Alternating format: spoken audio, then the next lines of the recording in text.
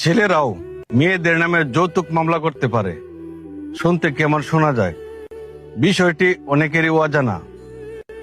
মেয়েরা ছেলেদের নামে যৌতুক মামলা করে ছেলেদের জেল হয়, জরিমানা হয়। ঠিক তেমনি ভাবে ছেলেরাও মেয়েদের নামে যৌতুক মামলা করতে পারবেন।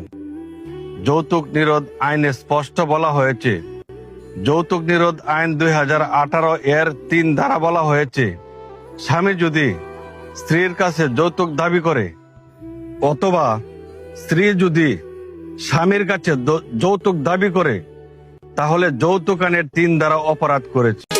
তুমি ভোরের প্রথম আলো, তুমি মেঘের রঙিন ভালো, তুমি স্বপ্নে ভেজা গল্প হৃদয় জুড়ে শুধু চল আয়না,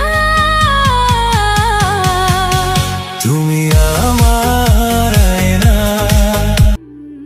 এই অপরাধের সর্বোচ্চ শাস্তি 5 বছর সশ্রম বা বিনাশ্রম কারাদণ্ড অথবা 50,000 টাকা জরিমানা অথবা উভয় দণ্ডে দণ্ডিত হতে পারে।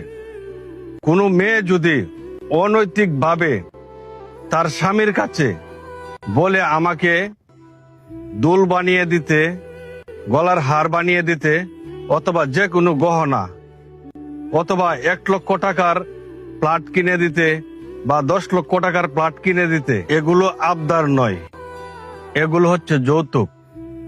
স্বামীর কাছে আবদার করতে পারে স্বামীর ক্যাপাসিটির উপর।